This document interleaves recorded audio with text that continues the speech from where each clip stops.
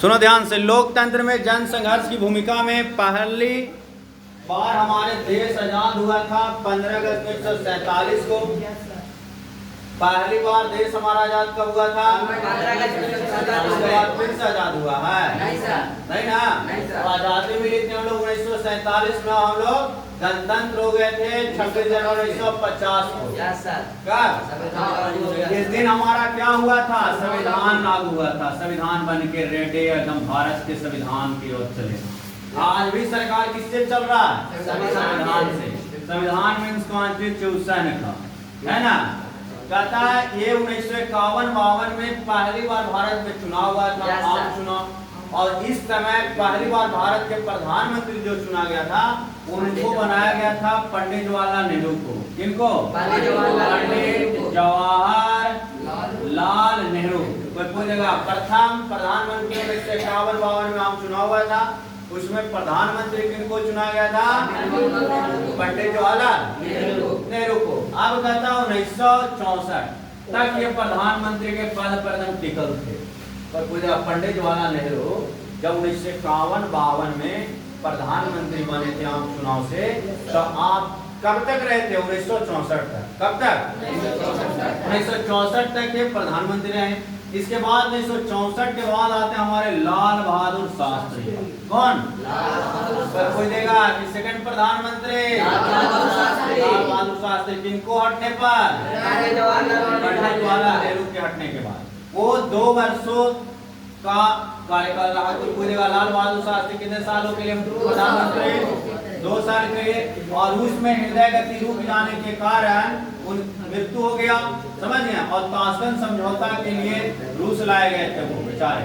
और 1966 में आ जाती हमारे देश की पहली महिला प्रधानमंत्री और उनका नाम है इंदिरा गांधी। तो पूछेगा भारत की पहली प्रधानमंत्री महिला इंदिरा गांधी। कौन गांधी? कौन गांधी? इंदिरा गांधी पहली महिला भारत की 1966 में। इंदिरा गांधी पहली बार कब प्रधानमंत्री बने थे? 1966 में पहली महिला प्रधानमंत्री। राष्ट्रपति नहीं, प्रधानमंत्री।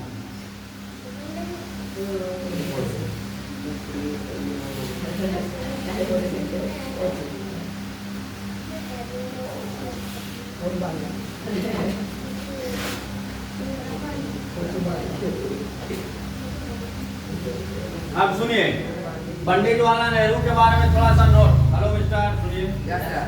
पंडित जवाहरलाल नेहरू के बारे में सुनिए थोड़ा सा। कर लेते हैं। इनके माता का नाम है स्वरूप रानी, पत्नी का नाम है कमला नेहरू, पिता का नाम है मोतीलाल नेहरू। कोई दिक्कत नहीं सर। इनके बाद आइए पंडित जवाहरलाल नेहरू मीन्स कमला नेहरू की बेटी कौन हुई? इंदिरा गांधी। और इंदिरा गांधी का पति का नाम क्या था? फिरोज खां। यानी कि इंदिरा गांधी की बेटी शादी कर लिए थे किनसे? फिरोज खां से। गदाई अच्छा से बात करना है, कोई धार्मिक संप्रदाय को अवहेलना नहीं करना है। किससे? फिरोज खां से रिस्पेक्ट से बात करना है। क्या हमारे प्रधानमंत्री के बेटी इंदिरा गांधी के हस्बैंड है भाई।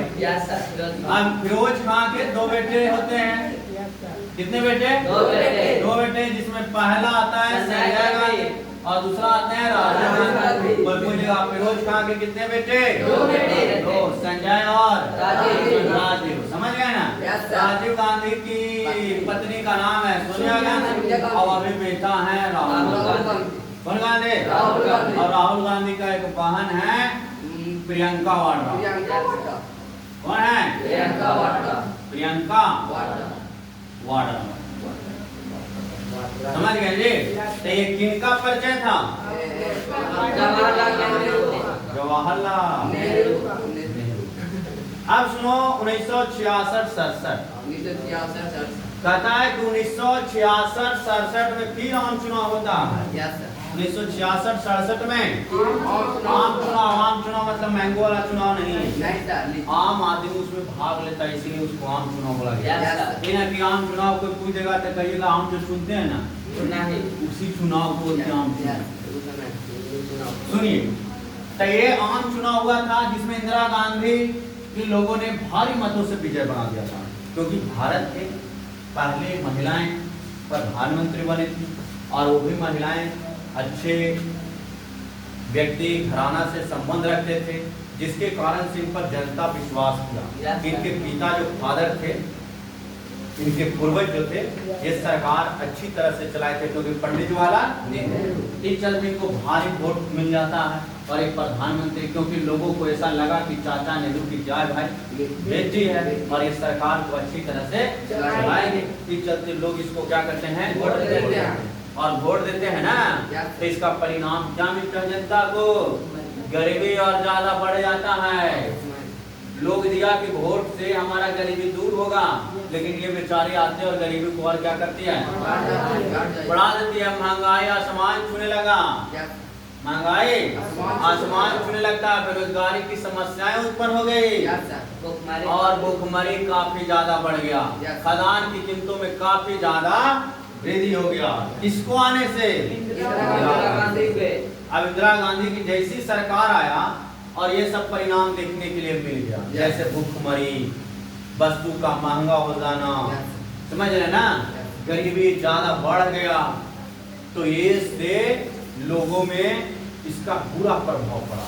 और जब बुरा प्रभाव पड़ा तो 1971-72 में फिर चुनाव होता और इसमें सारा जनता टिकटिका के बैठा था कि अब इस सत्य के क्या करेंगे, पलट देंगे, अब इनको हरा देंगे। क्योंकि जब से आए हैं लगातार इजाफा हो रहा है बेरोजगारी में। जैसे प्रधानमंत्री मोदी जी आए थे, कहते 1 करोड़ की वादा करते हैं, 1 करोड़ सालाना नौकरी देंगे, युवाओं को मिल रहा है नौकरी। बोले थे कि हम गैस के टंकी 300 में घर घर पहुंचा देंगे, 300 में पहुंच रहा है, आज के डोर टू डोर आ रहा है, 1000 लग रहा है। पेट्रोल बोले थे 55 रुपये लीटर कर देंगे, 56 रुपये सबसे कम कीमत में मिलेगा, सबसे ज्यादा कीमत मिल रहा 114 रुपया कुछ पैसे मिल रहा है। उल्टा काम हो रहा। जनता तो सोचा कि हम इसको क्या करेंगे, उलट के फेंक देंगे, लेकिन ईवीएम क्या कर लिए, ईवीएम कर लिया है कि जनता के दिल को हैक कर लिए और फिर से वोट जा रहा था कहाँ और चल गया कहाँ, और दूसरे पार्टी को सिमट के रख दिए और सिमट को रख दिया, अपने फिर से सत्ता में आ गए। और सत्ता में आने के बाद देखिए लगातार बढ़ रहा है। बंगाल चुनाव था तब तक रेट कोई चीज का बढ़ नहीं रहा था, लेकिन जैसे ही खत्म हुआ इसका परिणाम क्या हो गया कि लगातार इजाफा हो रहा है, बढ़ोतरी हो रहा है, लोग बेरोजगार हो रहे हैं, भूखमरे हो रहे हैं, हो रहा है या नहीं हो रहा। तो यही कारण था इंदिरा गांधी के साथ। इंदिरा गांधी जब आए थे लोग ने विश्वास किया, लेकिन विश्वासघात हो गया, विश्वासघात हो गया। 1971-72 के चुनाव फिर होता है, जनता टके बैठल है, ये आइए इंदिरा गांधी जी आइए, आपका स्वागत हम अच्छी तरह से करते हैं। इंदिरा गांधी ने पिछले 5 साल के काम को देखते हुए अनुमान लगा लिया था कि इस बार जनता हमको वोट देगा नहीं, अब एक नया खेल खेलना पड़ेगा। और इंदिरा गांधी फिर से नया खेल खेलती है और जनता को लोभ दे देती है कि जो 5 साल मेरा कार्यकाल चला है, मैं जानता हूं कि इसमें आप लोग को बहुत झेलना पड़ा है, अगला जो 5 साल हमारा होगा ना, इसमें आप लोग को सब फ्री कर देंगे। जनता फंस गया। जनता क्या हो गया, फंस गया। कहता इसीलिए जनता को भ्रमित करने के लिए उन्होंने गरीबी हटाओ का नारा, गरीबी बढ़ाओ यही दिए और गरीबी हटाओ का नारा दे दिए, जिससे जनता खुश हो गया। जब लगता है कि गरीबी हम लोग यहाँ से क्या हो जाएगा, हट जाएगा, लेकिन जनता इन पर विश्वास कर लेता है गरीबी हटाओ का नारा पर। और गरीबी हटाओ के नारे पर विश्वास करके पुनः फिर से चुनाव में इनको क्या कर देता है, वोट देता है।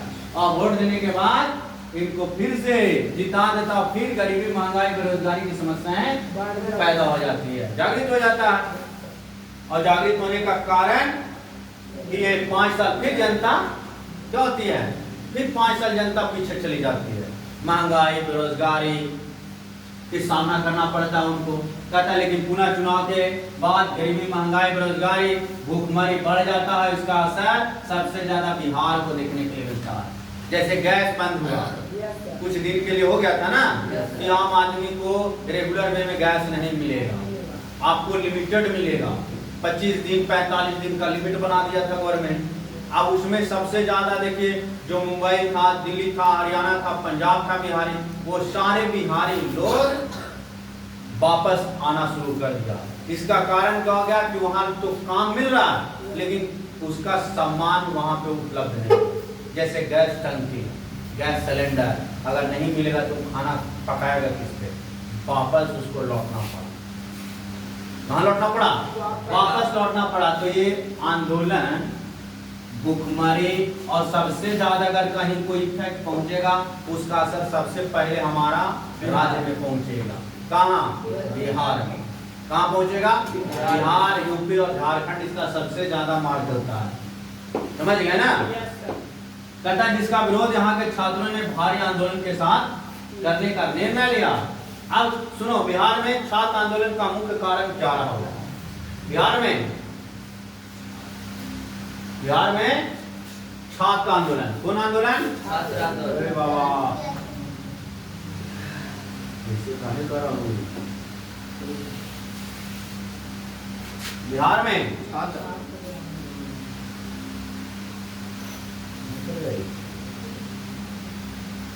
ये है ना, कभी कभी पगला जाते हैं। सुनिए, बिहार में सुनिए प्रमुख टॉपिक बना, सबसे अच्छा टॉपिक है बिहार में हुए छात्र आंदोलन के मुख्य कारण क्या था? तो बिहार में छात्र आंदोलन होने का मुख्य कारण था कि जो तत्कालीन प्रधानमंत्री थी इंदिरा गांधी, उनके कार्यकाल में महंगाई बढ़ गया था, बेरोजगारी बढ़ गया था। समझ गए? बहुत सारे ऐसे समस्याएं क्रिएट हो गया था जिसका डायरेक्ट असर किस पर पड़ रहा था? आम जनता पर।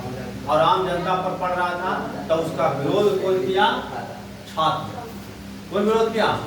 कहता है बिहार में हुए छात्र आंदोलन का मुख्य कारण था गरीबी, महंगाई। क्या था? गरीबी, महंगाई, बेरोजगारी और भ्रष्टाचार। कहता है कि कीमतों में अत्यधिक वृद्धि को कम करना था, जिसके नेता जयप्रकाश नारायण। कोई पूछेगा छात्र आंदोलन के नेतृत्व करने वाला नेता कौन? जयप्रकाश नारायण। जेपी साहब उनको शॉर्ट बोलते थे, उनको बिहार में लोक नायक कहा। और जेपी साहेब अगर नहीं होते तो छात्र आज राजनीतिक में भाग भी नहीं लेता। तो छात्र को आंदोलन करने के लिए, राजनीतिक में हस्तक्षेप करने के लिए किसने आग्रह किया? जेपी साहब। कौन? जेपी साहब, जयप्रकाश नारायण। कोई पूछेगा छात्र आंदोलन के नेता कौन? जयप्रकाश नारायण। कहता है कि 1971 का बिहार का छात्र आंदोलन, 1971 में बिहार में छात्र आंदोलन शुरू किए थे जेपी साहब। कौन किए थे? जेपी साहब। कहता है इसका मुख्य उद्देश्य था राज्य की स्थिति को मजबूत करना। मुख्य उद्देश्य क्या था? राज्य के स्थिति को मजबूत करना। जिस हालत में राज्य था उसे वो निकालना चाहते थे अलग। नेता उस समय का कौन थे? जेपी। कौन थे? जेपी साहब। कौन थे नेता? जेपी साहब थे। कहता हूँ 1971 से 73 तक आंदोलन चला लेकिन इसका कोई असर नहीं पड़ा। सोचो 71 से 73, कब से कब? 1971 से 73 साल तक, यानी कि लड़ाइयाँ हुआ जिसका असर कुछ भी बिहार में देखने के लिए साफ साफ नहीं पड़ा। सोचो जो व्यक्ति रोड पर लगातार 3 साल अगर रहा है, 2.5 साल, और उसका असर बिहार में 1% देखने के लिए नहीं मिला तो बिहार किस हालत में था? समझ सकते हैं ना? कहता है कि 5 जून ओरा निकालो तो, चलो तुम बाहर चलो तुम वहां से, तुम नीचे बैठो, इसको निकालो, निकालो उठा के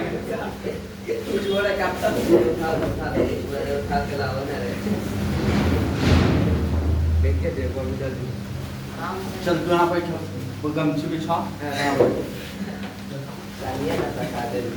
पीढ़ा पानी तोरा दिए तो तू पानी हलूस रहा है।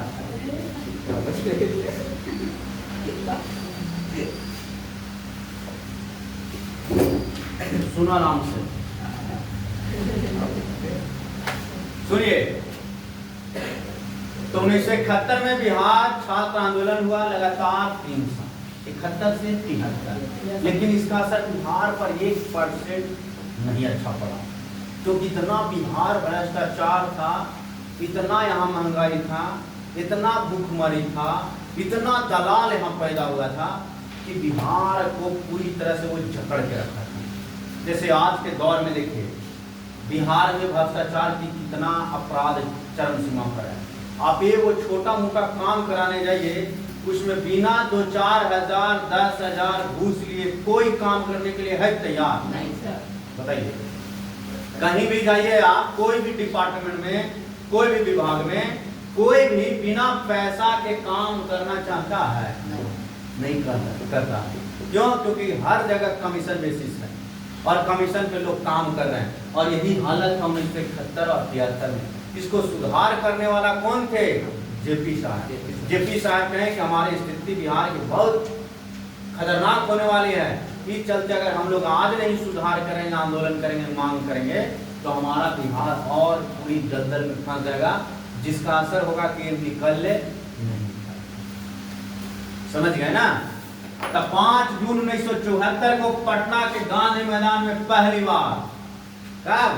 5 जून 1974 को पटना के गांधी मैदान में, तुम आओ, 5 जून 1974 को पटना के गांधी मैदान में पहली बार इतना जन समर्थन जुटाए थे कि गांधी मैदान पूरी तरह से जेपी साहब के भाषण सुनने के लिए देश विदेश से युवा आकर्षित हुआ था, और गांधी मैदान इतना ठस भर गया था कि आज तक गांधी मैदान को कोई नेता उतना भरने का नाम नहीं लिया।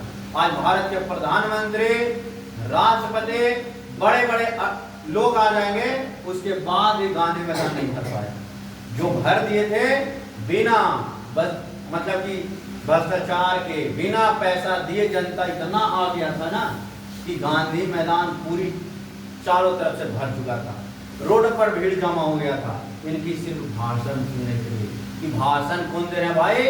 जेपी साहब। कौन? जेपी साहब। जेपी साहब भाषण कब दिए थे? 5 जून 1974। कहाँ के मैदान में?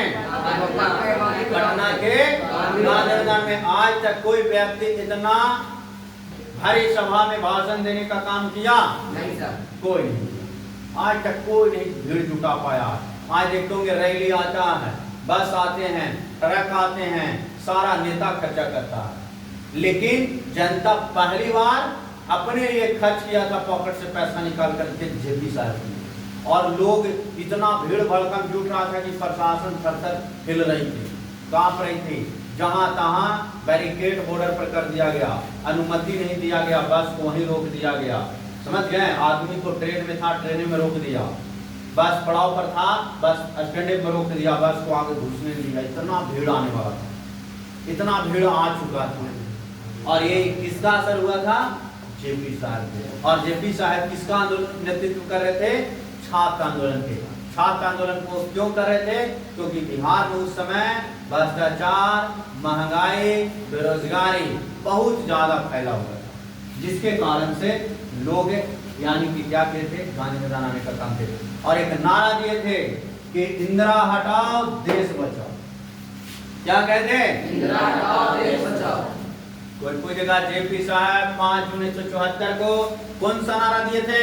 इंदिरा गांधी को हटाओ और देश बचाओ। अगर इंदिरा गांधी को नहीं हटाओगे हम लोग, तो आने वाला समय में हमारा देश पूरी तरह से नीलाम हो जाएगा, पूरी तरह से फिर से गुलाम हो जाएगा, हम लोग भूखे मारे जाएंगे।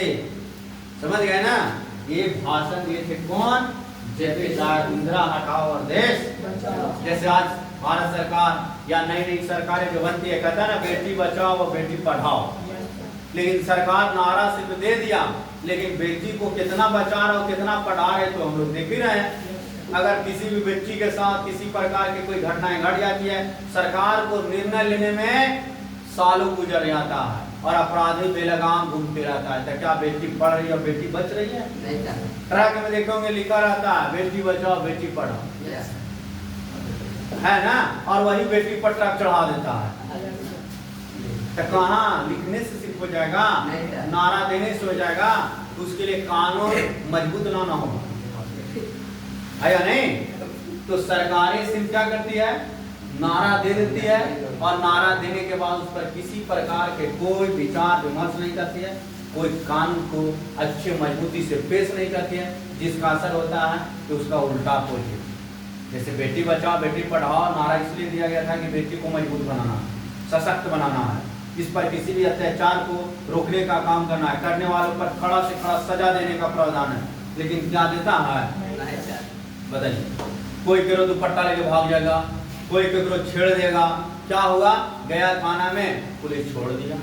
देखते हैं ना, हाल फिलहाल में देखे थे को कांड हुआ था ये बराबर जहानाबाद तरफ बेला में, एक बेटी के साथ दरिंदगी व्यवहार किया गया। क्या हुआ उसके साथ? गया थाना पूर्ति हो गया, जेल चला गया, जेल गया 2-4 साल बाद वो छूट के आएगा, फिर तो वही काम करेगा। लेकिन अन्य कंट्री में ऐसा नहीं है, अगर कोई गलत काम किया उसको तुरंत शूट एंड शॉट कर दिया, न रहेगा बांस न बजेगा बांसुरी। लेकिन यहाँ तो बांस के रहे दो ताकि फिर से बांसुरी बजाने का काम करे। तब सिर्फ हम लोग यहाँ नारा लेने से और नारा देने से मतलब है, उस पर काम करने से किसी प्रकार का कोई मतलब नहीं है मतलब बताइए, अगर बेटी बचाओ बेटी पढ़ाओ की बात कर रहे हैं और ये घटनाएं घट रही है, तो फिर आपका नारा व्यर्थ है या नहीं?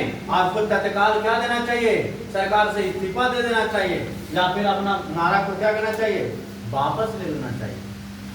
लेना चाहिए नहीं लेना चाहिए? लेना चाहिए ना, कि नहीं लेना चाहिए? दहेज पर हम लोग यहाँ क्या है, बंद है, लेकिन दहेजे ले रहा है। उसके लिए क्या कानून बना? सिर्फ लिखा ले किताब में, कॉपी में, स्वर्ण अक्षरों में दहेज लेना अपराध है। लेकिन दहेज के कारण कितने उत्पीड़न हो रहे हैं, इसको कोई समझने के लिए है तैयार? है नहीं। तब बताइए, ये सिर्फ लिखने से और करने से और बोलने से होगा कि उस पर विचार विमर्श सख्त कानून बनाना होगा, जो उसमें पकड़ा जाएंगे उनको दंडित किया जाएगा, मजबूत ना व्यक्ति छोड़ेगा जी काम को, अन्यथा वो काम को तो मजे लेकर के करेगा। तो बताइए, यही था हम लोग का बिहार के दरदर या बदतर हालत बनाने का कारण, और बदतर हालत से निकालने वाले एक व्यक्ति थे जेपी साहब। कौन साहब? जेपी साहब, जो पूरी बिहार को यानी कि बेरोजगारी, महंगाई, भ्रष्टाचारी, रिश्वतखोरी से निकालने का काम करने वाले थे। कौन? जेपी साहब। 1975 में दिल्ली में एक भयानक कांग्रेस विरोधी रैली भी निकालने का काम खुद करते हैं जेपी साहब। बिहार के पटना में तो करवे किए, दिल्ली तक इनका आंदोलन चला गया, और दिल्ली में ये पूरी ताकत लगा दी, और आंदोलन इतना उग्र किए ना कि वहाँ की सरकारें जो इंदिरा गांधी के थे वो चरमरा गया था, वो बेकाबू हो गया था। समझा रहे मित्रों? है कि नहीं समझा? तो नहीं। अब सुनो, इलाहाबाद उच्च न्यायालय, जैसे पटना उच्च न्यायालय है ना, हाई कोर्ट जिसको बोलते हैं, कोई पूछेगा न्यायालय के कितने part? 3। High court, supreme court, lower court. कोई पूछेगा हाँ लोअर, कोई पूछेगा कोर्ट कितना बाबू? 3। पहला सुप्रीम कोर्ट, दूसरा हाई कोर्ट, तीसरा लोअर कोर्ट। लोअर कोर्ट देखोगे प्रत्येक जिला में होता है। कहाँ होता है? प्रत्येक जिला में क्या होता है? जैसे सुनिए, COURT, कोर्ट। कोर्ट का मतलब यानी न्यायालय। आज सबसे ज्यादा लोगों पर विश्वास किस पर है? न्यायालय पर। न्यायालय पर से अगर लोग का विश्वास खत्म हो जाएगा तो व्यक्ति को कहीं न्याय नहीं मिलेगा नहीं सर। और न्यायालय पर लोग को बहुत विश्वास होता है, सरकार पर विश्वास नहीं है। सरकार आएगा चुनाव के समय करेगा और करेगा नहीं, लेकिन न्यायालय आपको जवाब, निष्कर्ष सब कुछ सटीक देगा।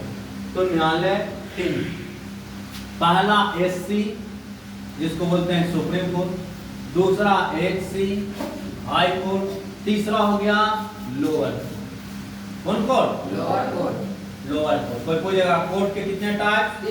तीन। सुप्रीम कोर्ट कहाँ है? न्यू दिल्ली। कहाँ? न्यू दिल्ली। कहाँ छोटे?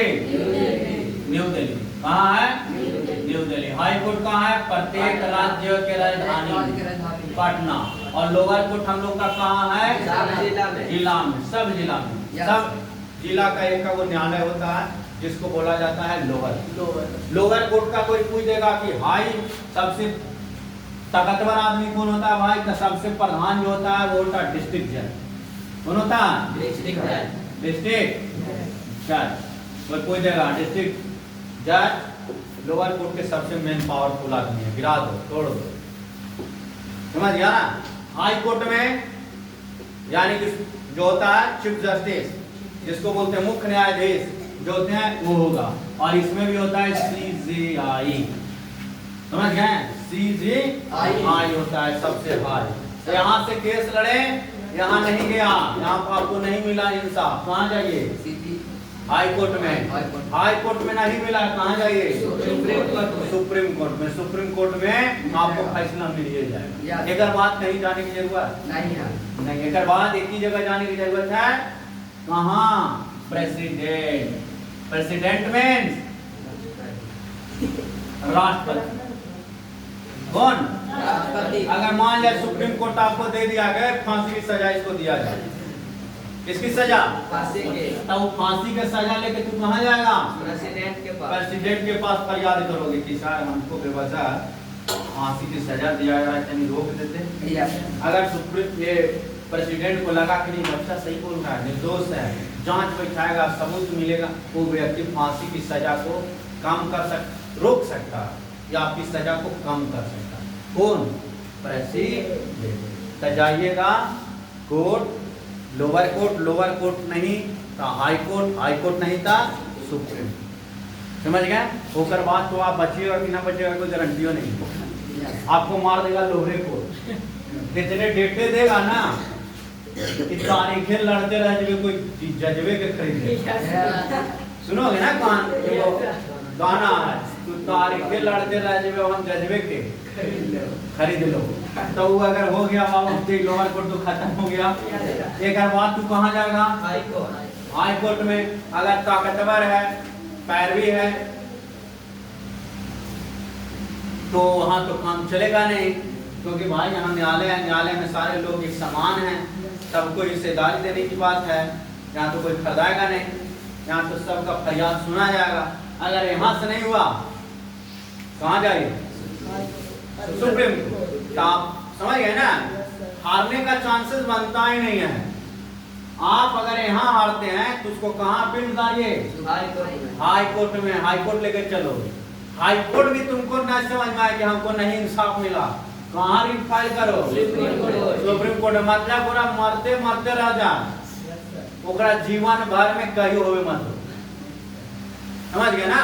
जितना ओकरा पीसो कोल्हू के बैल लिया है वो आदमी एकदम मर मर के पानी पिए घोटे घोट। समझ गए ना? तब आदमी को समझदारी होना चाहिए, ज्ञान होना चाहिए कि व्यक्ति कहता ना कि हम जीत गए, अरे तुम जीत गए, यहाँ हम आगे चलेंगे, तुमको आगे लपेटेंगे, यहाँ लपेटेंगे तुमको 20 साल, यहाँ लपेटे 40 साल, 20 साल, यहाँ कितना साल हो गया? 10 साल तो बचेगा। अरे भाई घी और चूरन खाया होगा तो 70 साल बचेगा। तो 70 साल मतलब हो गया 60 साल तो गुजार दिए हैं किस लड़ाई में। अब 10 साल तोरा यहाँ घुमाएंगे तो कहानी खत्ता, फिर तुम कब्जा कर लेगा, तुम व्यवस्था कर देगा ना। तो ये चीज होता है लड़ने वाला व्यक्ति पर निर्भर करते कोई व्यक्ति कितना ताकतवर है। समझ गए ना कि नहीं? समझे? कोई आपको अगर कोई एक बार धमकी दे तो उसको कहाँ घुमाइए? कोर्ट में एक चक्कर लगवा दीजिए, उसका पसीना छूट जाएगा। कितना बड़ा पावरफुल रहेगा ना, कोर्ट में उसको एक कुर्सी तक नहीं देता है। अभी तो डेट नहीं है, चुपचाप बाहर। कितना बड़ा तुम आतंकवाद हो, कितना बड़ा तुम शूटर हो, तुम जाकर कोर्ट में जारी कर लो, क्या दे देगा? कहेगा बकरी तुरंत तुमको झाड़ के कहे बाहर। अगर दूसरा सुनवाई चले तो 1 घंटा बाद नहीं, 1 घंटा बाद जिस तरह इतना न्यायालय के पास क्या है, पावर है।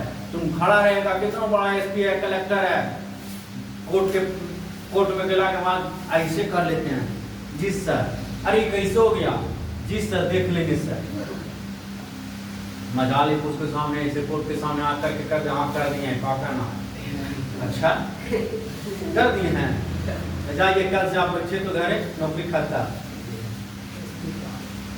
सोचो बड़े बड़े पदाधिकारी कोर्ट में जाने से क्या होते हैं, डरते हैं।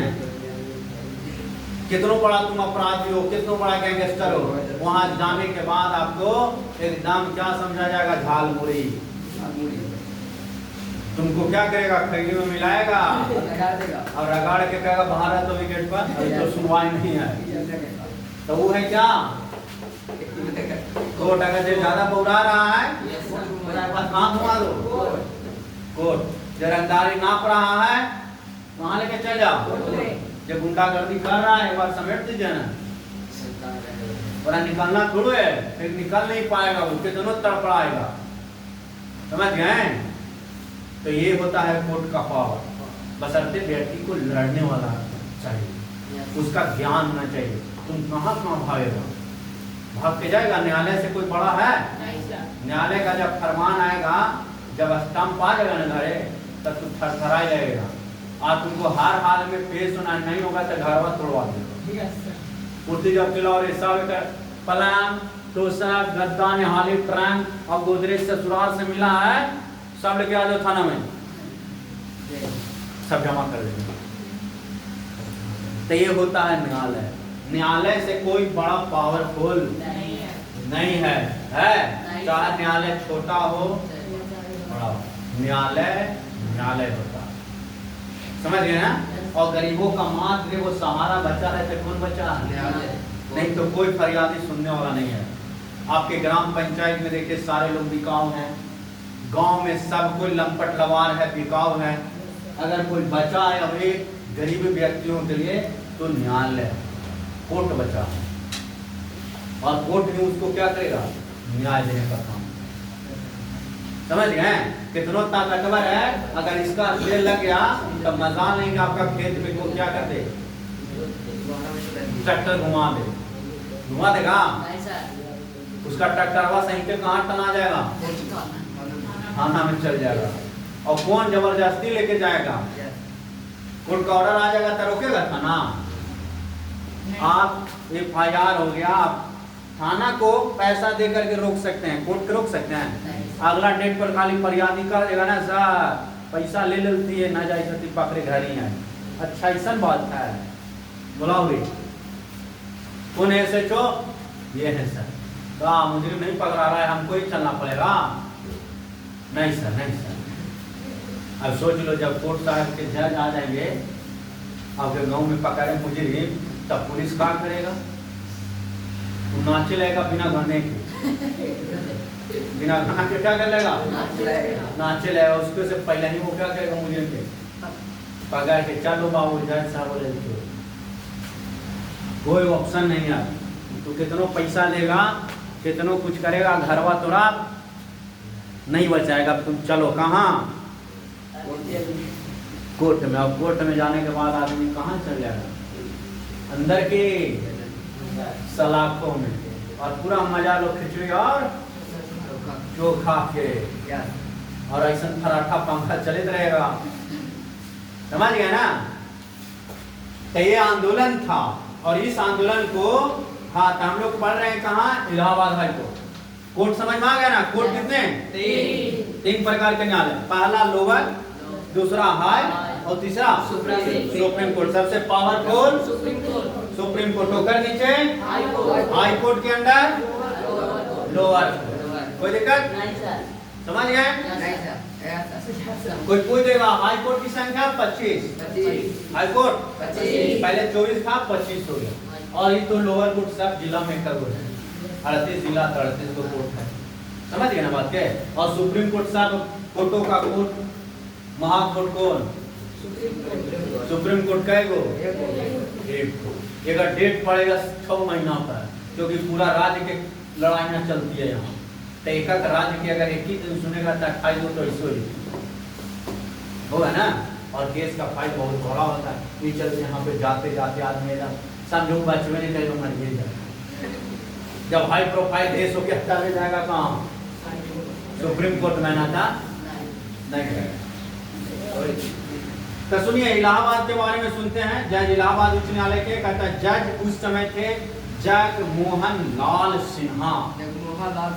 कोई पूछेगा कि बताइए जब इंदिरा गांधी प्रधानमंत्री बनी थी उस समय जज के नाम कहाँ लिखा इलाहाबाद के? कहता उन्होंने यह फैसला सुना दिया था ना इंदिरा गांधी के बारे में, इंदिरा गांधी साहब आप इस्तीफा अगर नहीं देना चाहते हैं ना तो आपको संसद भवन में जाए नहीं देंगे। कहाँ नहीं जाए देंगे? संसद भवन में नहीं जाए देंगे। आप प्रधानमंत्री रहिए लेकिन आपका कमुआ एक को नहीं होगा, आपका कमुआ एक को नहीं होगा, क्योंकि आप संसद भवन में जाइएगा नहीं तब तक सिग्नेचर होगा नहीं, और जब तक सिग्नेचर होगा नहीं तब तक कोई कमुआ होगा नहीं। तक कोई पूछ लेगा कि इंदिरा गांधी को रोक लगा वाला कौन था संसद भवन में जाने से? जगमोहन सिन्हा जी। कौन? कहता 25 जून 1975 उस समय के वर्तमान राष्ट्रपति फखरुद्दीन अली थे। कौन? फखरुद्दीन अली अहमद माध्यम से देश में आपातकाल लागू कर देते हैं, क्योंकि जब सुप्रीम कोर्ट आदेश दे, जब हाई कोर्ट इलाहाबाद आदेश दे दिया कि इंदिरा गांधी जी आप संसद भवन में नहीं जाइएगा तो सरकार चलेगी। सरकार को कौन चलाएगा यार? फखरुद्दीन अली चलाएंगे। कौन चलाएंगे? और फखरुद्दीन अली क्या थे उस समय?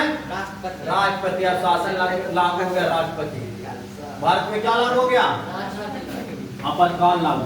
कहता है जिसका सीधा असर संपूर्ण क्रांति आंदोलन पर पड़ गया। अब जितना, जब सुनो ध्यान से, राष्ट्रपति शासन लागू हो गया ना तो जितना आंदोलन चल रहा है, जितना लड़ाई झगड़ा चल रहा है, तुरंत तत्काल बंद कर दो। नहीं तो राष्ट्रपति साहब के पास पावर है, उनका इतना पुलिस दबंग है ना, सब छो पीट के आवेगा और सब ऊपर ही से मारेगा। और आपका आंदोलन जो चल रहा था ना, ओकरा में इतना बांध के मारेगा आंदोलन करता के कुछ कहना नहीं है। इस चलते जेपी साहब तुरंत ही अपना का किए, घोड़ा बिस्तरा बंधवाए और कहीं आंदोलन बंद कर दिए। कारण क्या है? फखरुद्दीन साहब क्या करते हैं? राष्ट्रपति लागू करवा दिया शासन। अब एकरा में जे पकड़ा जाएगा आंदोलन करते, ओकरा अली साहब क्या कर देंगे? बलि चढ़ा देंगे, बड़ी मार मारेंगे। समझ गए ना? जैसे इलेक्शन होता है, सुनो, जब इलेक्शन होता है तो राष्ट्रपति शासन लागू हो जाता है, जिसको लोग बोलते हैं आचार संहिता। कौन संहिता? आचार संहिता। आचार संहिता में कौन काम करता है? कोई नेता मंत्री काम करता है? कोई का पैरवी रहता है? नहीं। उस समय कौन काम करेगा? पुलिस प्रशासन। और डायरेक्ट हाथ में किसका पावर चल जाता है? प्रशासन का। और प्रशासन का जो सही रहेगा वो काम करेगा। देखते हैं ना कि इलेक्शन में बहुत मनी का माता पकड़ के मारने का कारण क्या? उसके पास शक्ति आ गया, और शक्ति कौन डायरेक्ट दे दिया? राष्ट्रपति दे दिया इलेक्शन कमीशन से। समझ गए? तो उस समय फखरुद्दीन अली क्या थे? राष्ट्रपति। और जेपी साहब के संपूर्ण क्रांति पर पूरा प्रभाव पड़ गया। तत्काल इनको प्रकाश नारायण सहित कई बड़े नेता को जेल में डाल दिया है। चलिए आंदोलन बंद नहीं करिएगा, नहीं तो चलिए तो सबके जेल में लेके चलते हैं, सब वहां चलिए, रोटी कमल है, रोटी बनाइए। यह आपातकाल 18 महीना तक चला था। सोच लो, राष्ट्रपति शासन 1975 में कितने महीना तक चला था? 12 महीना। और लगाए वाला कौन था? फखरुद्दीन अली। क्या थे भारत के? राष्ट्रपति। समझ गए ना? तो कोई पूछेगा कि पहली बार भारत में आपातकाल कितने महीना के लिए चला था? कितने महीने? 18 महीना, डेढ़ साल के लिए चला था। अब सोचो 1.5 साल तक कोई नेता मंत्री नहीं, सब जीरो पर। और सब कौन काम कर रहा था? राष्ट्रपति। और राष्ट्रपति का जो काम सही लगा सब खींच दिए, सब कानून व्यवस्था बना के टाइट कर दिए। कोई बोलेगा? नहीं बोलेगा, क्योंकि राष्ट्रपति शासन का विरोध कोई कर ही नहीं सकता। अब सुनो दिसंबर 1976 में राष्ट्रपति खत्म। कोई पूछेगा मिस्टर कि राष्ट्रपति शासन खत्म कब होता है? 1976 में खत्म होता है। 1977 में फिर आम चुनाव हो जाता है, क्योंकि खत्म होगा तो चुनाव तो होगा, तभी प्रधानमंत्री बने। तो में दो पार्टी उतरता है। कोई पूछेगा 1976 में कितने पार्टियां अपने सामने? पहला जनता, दूसरा कांग्रेस। कांग्रेस से आते इंदिरा गांधी और इन्हें से आते जनता, ही जनता पार्टी बन जाता है चल के भारतीय जनता पार्टी। यही बन गया बीजेपी। समझ गए? कोई पूछेगा बीजेपी का पुराना नाम? जनता पार्टी। जनता पार्टी से क्या बन गया? बीजेपी। और बीजेपी से आए थे मोरारजी देसाई हमारे सामने, और इन्हें से थी इंदिरा गांधी के खिलाफ कितनी लड़ाइयां चला। इंदिरा गांधी हटाओ देश बचाओ नारा इन्हीं के खिलाफ लगा था, लेकिन एक तरफ कौन थे अभी भी? इंदिरा गांधी। एक तरफ इनके विरोध में कौन आ गए थे? मोरारजी जी ने मोरारजी देसाई। कौन? अब सुनो, 542 सीट के चुनाव होता है, जेरा में 330 सीट मिल जाता है किनको? जनता पार्टी को, मोरारजी देसाई के। अब प्रधानमंत्री के बने? इंदिरा गांधी के मोरारजी देसाई, क्योंकि पावर में कौन आ गए? मोरारजी देसाई। अब इनको वोट मिलने का कारण क्या हो गया? जनता होने से उग्र हुई था। इंदिरा गांधी को पूरी तरह से नकार दिया था। नकारने का कारण क्या था? महंगाई, भ्रष्टाचार बहुत चरम सीमा पर था। और नया पार्टी आया था कौन? जनता पार्टी। जनता पार्टी के अच्छा ईमानदार आदमी कौन? मोरारजी देसाई। इन पर क्या करता है? विश्वास करता है। और 542 सीट में कई सीट दे देता है जी? 300 हो गया। 542 में 330 सीट मिल जाता है। समझ गए ना? और ये लड़ते हैं दो जगह से। कोई पूछेगा कि बताइए इंदिरा गांधी कहाँ से लड़ती है? दोनों जगह से हार जाता है चुनाव। एक लड़ते हैं रामबरेली अपना गढ़ से, और दूसरा अमेठी से। कोई पूछेगा इंदिरा गांधी का गढ़ माना जाता है कौन? रायबरेली और अमेठी। समझ गए? अमेठी। और इस दोनों जगह से क्यों जाते हैं? ना घर के रहते हैं ना घाट के। दोनों जगह से हार जाते हैं। बताओ विपक्ष के भी नेता रहेंगे? इनको भी रहने के लिए क्या चाहिए? जीतना चाहिए था। और ये जीत पाए जी? नहीं सर। बताओ हैं? ये मुंह दिखाने लायक नहीं रहते जनता। तो कोई पूछ देगा कि इंदिरा गांधी कहाँ से आ रही थी? रामबरेली से। दोनों जगह से आ गए, एक सीट नहीं बचा पाए थे। जमाना एक मिनट। 31 अक्टूबर 1984 को इंदिरा गांधी की हत्या। हाँ, 31 अक्टूबर 1984 को इंदिरा गांधी की हत्या हो जाता है। क्या हो जाता है? हत्या। इंदिरा गांधी के लोग मार दिया। फिर आया आरोपी कौन था? मूल कारण क्या था? स्वर्ण मंदिर में सैनिक का प्रवेश कर दिए थे लोग। मूल कारण था कि अमृतसर में स्वर्ण मंदिर है, उनको नाम जाना जाता मंदिर का स्वर्ण मंदिर से, और स्वर्ण मंदिर में सैनिक के प्रवेश करवा दिए थे इंदिरा गांधी। और वहां पे स्वर्ण मंदिर में सैनिक प्रवेश नहीं करता था, और उसको विरोध में जो मानने वाला था इंदिरा गांधी स्वर्ण मंदिर को, इंदिरा गांधी के क्या करता है? गोली मार देता विरोधी ने कि तू गलत काम किया, हमारे आत्मा पर, हमारे परमात्मा पर तुमने आघात किया, और तुमको बचने नहीं देंगे। और 2 सिंह जी आते हैं, और उन्हीं का बॉडीगार्ड रहता है, संतवन सिंह और प्रियंक सिंह। खतरनाक। और दोनों बॉडीगार्ड क्या करते हैं? ट्रिगर पे टाइट करते हैं, और इंदिरा गांधी के धन चला देते इंदिरा गांधी का। अब बताओ, इसी घटना के बाद प्रधानमंत्री की सुरक्षा आ जाता है Z+ और Z+ सिक्योरिटी। आज कोई प्रधानमंत्री को छूने का हिम्मत नहीं करेगा। इतना पावरफुल सिक्योरिटी मिल गया Z और Z+, इसमें खाली NSC कमांडो रहता है, टॉप कमांडो जो 400 में 2-4 गिनल जाता है, पास करता है पारा मिलिट्री को, वो व्यक्ति बनता है NSC। और Z+ लेकर आगे, Z+ में कम से कम 30 से 35 को पुलिस प्रशासन होता है। पहला काला चश्मा, ऐसे 6 फीट 7 फीट के आदमी एकदम ऐसे चलेगा। ये वो देखे होंगे ऐसे चलेगा, अटैची ऐसे ले रहेगा हाथ में और ऐसे चलेगा, जहाँ घात हुआ अटैची को खोल देगा। बुलेट प्रूफ है। प्रधानमंत्री को एक बाल बांका नहीं होगा। और दूसरा कहा एकदम देर दनादन 1 मिनट में कम से कम 400-500 राउंड गोलियां चला देगा। इतना खोखा मारेगा ना कि आदमी वहां के 2 से 4 मिनट में 1000 गोश्त पब्लिक को भगा देगा। एक आदमी मिलके 2 आदमी नहीं हो सकता, इतना उसमें लैस होता है।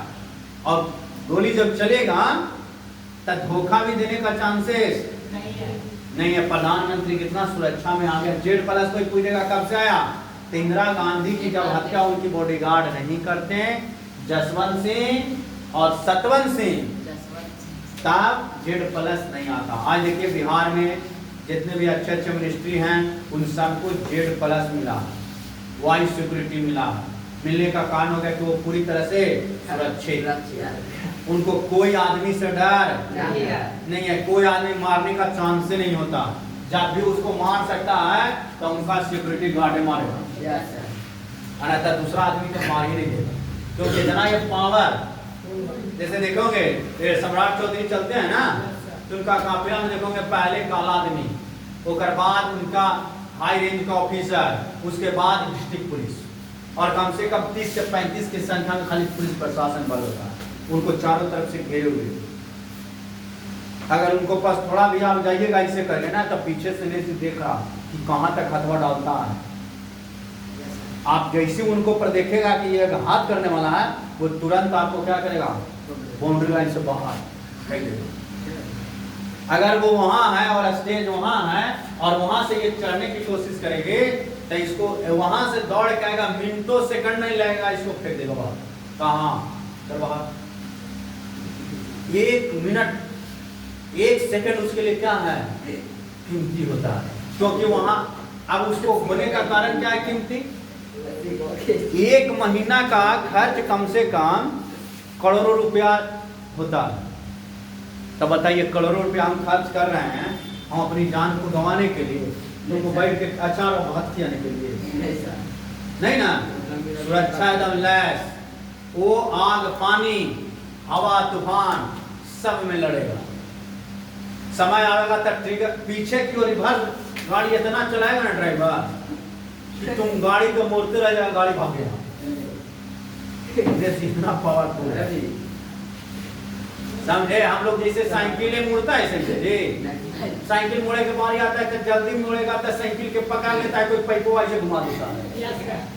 लेकिन वो रिवर्स में इतना टॉप स्पीड में जाएगा कि बाल बांका का मतलब कि अपराधी के आंख झलकेगा नहीं और वो कहां से कहां उड़ जाएगा। तो ये किनकी देन है, Z+, जसवंत सिंह और सतवंत सिंह का। अगर ये बॉडीगार्ड हत्या नहीं करे होते किनकी, इंदिरा गांधी का, तो हाई सिक्योरिटी हमारे इंडिया में अडॉप्ट नहीं होता, हो जाता। आज किसी को आप मार सकते हैं नहीं, आप किसी के बारे में सोच भी नहीं सकते, इतना हाई प्रोफाइल रखते हैं। इनको पास जाना तो दूर है, आप पहुंच ही नहीं पाइएगा। इतना इनका सिक्योरिटी क्या है, पावर फुल समझ गए ना। कहता है कई ऐसे उदाहरण है जिनमें यह पता चलता है कि लोकतंत्र जनसंघर्ष का आम योगदान रहा। कहता है जैसे तमिलनाडु की राजभाषा बनाने के लिए आंदोलन, पंजाबी भाषा को लोग आंदोलन, जैसे हम लोग के राजभाषा क्या है, बताइए बिहार का राजभाषा हिंदी है सर, हिंदी है। अरे बिहार का मगधी भोजपुरी मगी है ना, भोजपुरी है। उन्हें मिथिलांचल वाला कहता है कि हमारा भाषा मैथिली करो, हम लोग कह रहे हैं मगही करो। आरा वाला बलिया छपरा कहता है कि भोजपुरी करो, कहता है ना। तो ये भाषा है, वैसा ही चल रहा था यहाँ में। लड़ाइयाँ आंदोलन चल रही थी कहाँ, पंजाब और तमिलनाडु में। किसके लेकर के, भाषा को लेकर। किसको लेकर के, भाषा को। हाँ अब आप जा सकते हैं। तोड़ दिया